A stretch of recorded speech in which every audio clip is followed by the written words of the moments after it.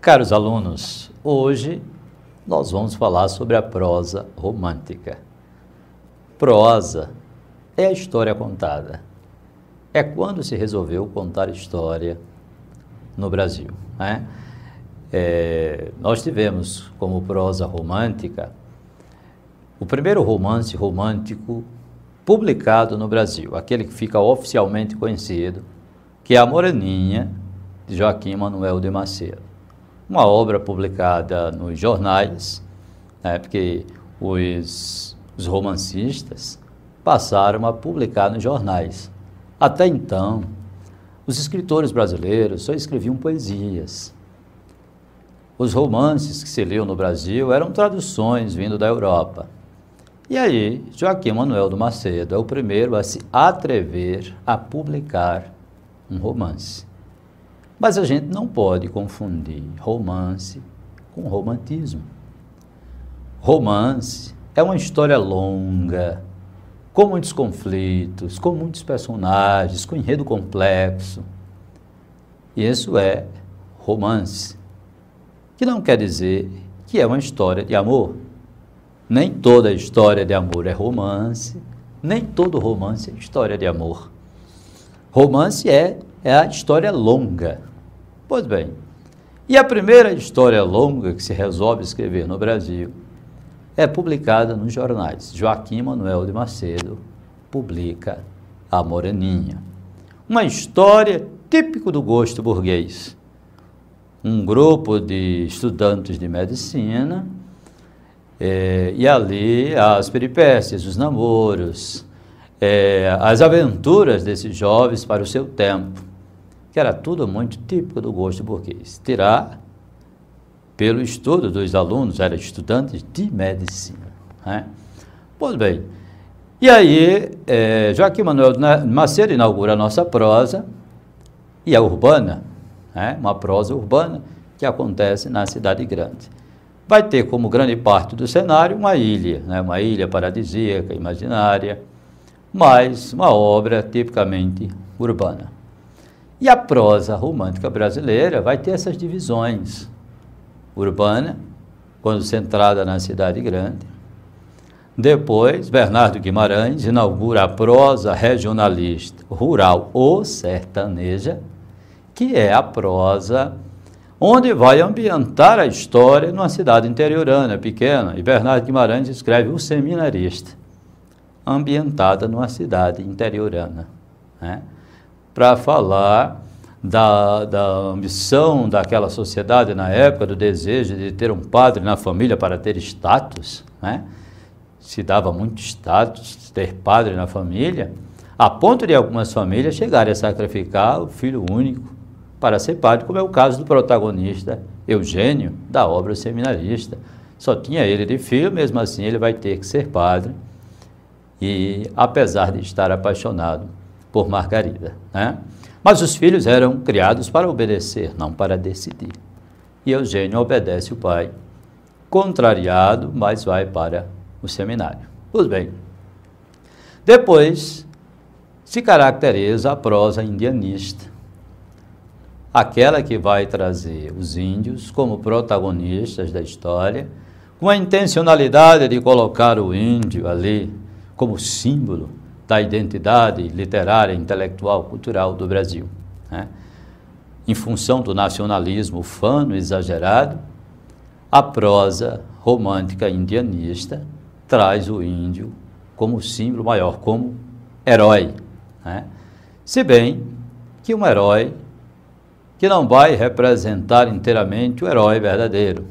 O índio está um pouco europeizado, né? Eurocêntrico, né?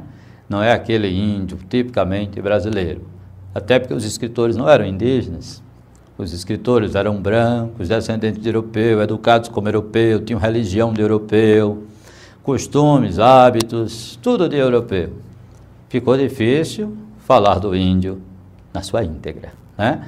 Mas se deu a prosa indianista, e ali a gente tem como expoente máximo deste momento Iracema, o Guarani e o Pirajara de José de Alencar, né? Que tinha um projeto nacionalista ufano, exagerado.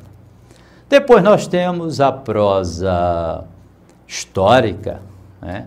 Aquela que vai pegar fatos históricos, transformá-los em romance. E para a transformação do romance, é claro que vamos ter aí alguns elementos ficcionais, né? Ficção, personagens fictícios se misturando com a história, né? Nós vamos ter ali na prosa histórica José de Alencar escrevendo o romance Guerra dos Mascates. Nós vamos ter Visconde de Tuné escrevendo Retirada de Laguna, né, que foi uma das batalhas que ele participa, né, o próprio Visconde de Tuné. Pois bem, mas na prosa urbana, nós tivemos outros escritores, além de Joaquim Manuel de Macedo, que inaugura, né? José de Alencar, na verdade, vai ser o grande prosador, né? Vai ser o escritor do seu tempo, sobretudo do romantismo. Vai fazer todos os gêneros de prosa. Escreveu prosa urbana, né? Na prosa urbana tem 3 obras de grande destaque: Senhora, Luciola e Diva. Tem outras obras, como A Pata da Gazela, uma obra bem urbana, né? Faz uma espécie de crítica à imprensa da época. Mas o grande destaque vai para a Senhora, né? O romance que traz alguns costumes do comportamento social da época, sobretudo que se diz respeito ao casamento, né? Os pais ricos compravam dotes para as filhas, o que seria comprar um noivo, um marido para a filha, davam uma certa quantidade de dinheiro para garantir que suas filhas teriam uma boa vida. Os pais que não tinham dinheiro se envergonhavam, e aí entrava em cena as mães, né? As mães arrumavam as filhas, colocavam na janela para que o mundo as visse. E aí é o que nós vamos perceber em Senhora, né? Uma jovem muito bela, Aurélia, namorava um jovem de classe média alta, mas que gastava todo o dinheiro, classe média, né? E gastava todo o dinheiro da família para andar elegante, bem arrumado, e queria ser conquistador. Namora Aurélia, moça muito bonita, porém pobre, e ele acaba deixando a Aurélia por um dote de 30 contos de réis. Tempos depois, a Aurélia vai arranjar uma herança, né? Isso é muito típico, é um elemento muito típico da literatura da prosa romântica, essas heranças, né? Primeiro porque os personagens nas obras românticas não trabalham. Se trata de um tempo em que trabalhar era vergonhoso. E aí não se trabalhava, né? Os personagens são ricos, são ociosos, vivem no ócio. Quem não era rico, de repente, arranjava uma herança, parecia uma herança inesperada de um parente distante que não conhecia, que é o caso de Aurélia. Um avô que ela não conhecia, lhe deixa uma herança.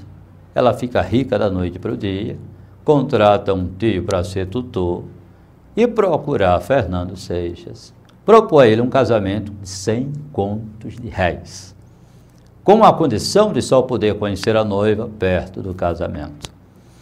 Mas nesse período em que Aurélia foi abandonada por Fernando, a mãe mandava ela se arrumar e ir para a janela, para que o mundo as visse. Na verdade, não era o mundo, eram os homens a visse, né?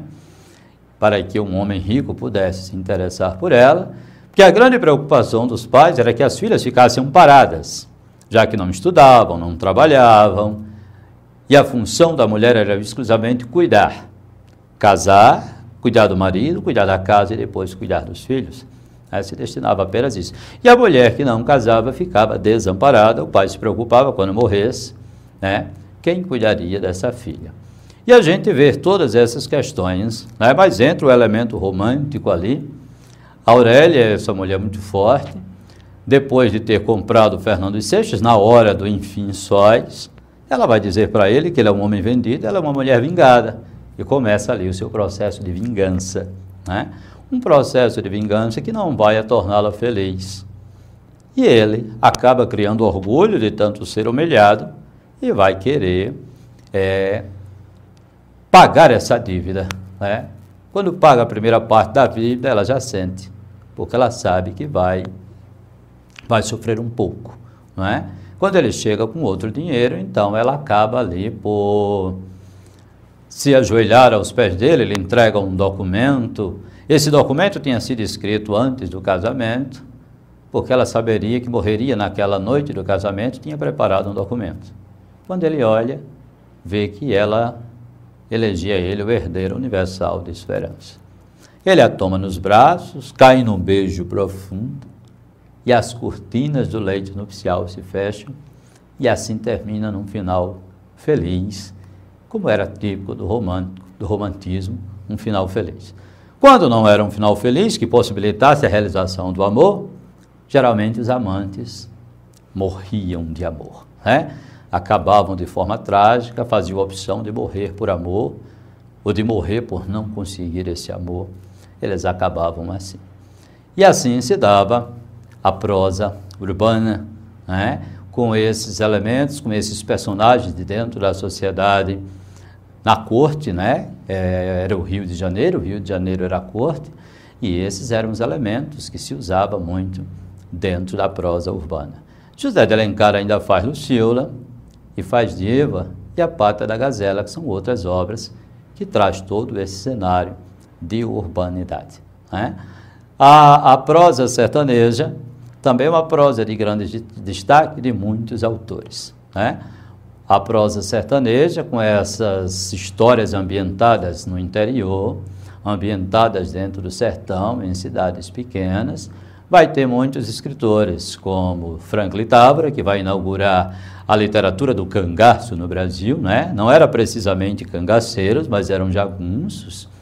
E mais tarde se percebe que ele preconizou a literatura do cangaço. E aí nós vamos ter também Visconde de Tuné, né? Na verdade, Visconde de Tuné é bombástico dentro da literatura. Ele muda, ele vai mostrar um Brasil que o Brasil não conhecia, né? Ele vai escrever sobre uma região pouco conhecida ou falada, até mesmo na literatura, que é a região central do Brasil.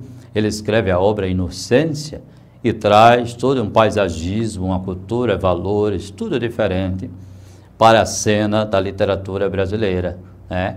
Essa é a grande importância da obra Inocência dentro da literatura brasileira. Para seu tempo, ele mostra um Brasil que o Brasil não conhecia, né? E Bernardo Guimarães, que vai fazer a Escravizaura, vai fazer o Seminarista, como já falamos. Por último, nós temos José de Alencar, com o seu projeto nacionalista ufano, querendo demonstrar que conhecia tudo sobre o Brasil. E vai escrever, como primeira obra dele, regionalista, o Gaúcho. Consequentemente, vai ser criticado o que é um cearense, escrevendo sobre o ponto mais equidistante, que é o Rio Grande do Sul. Mas ele queria mostrar que conhecia cada palmo deste chão, conhecia tudo sobre o Brasil. Escreve o Gaúcho, no segundo momento escreve Tronco do Ipê sobre o interior de São Paulo, no terceiro momento escreve Tio sobre o interior do Rio de Janeiro, e por fim acaba escrevendo o Sertanejo sobre o Nordeste brasileiro, né? Não escreveu mais, porque morre cedo e não consegue escrever sobre todas as regiões como ele pretendia. Assim se dá a prosa romântica, ok? Então, até a próxima oportunidade.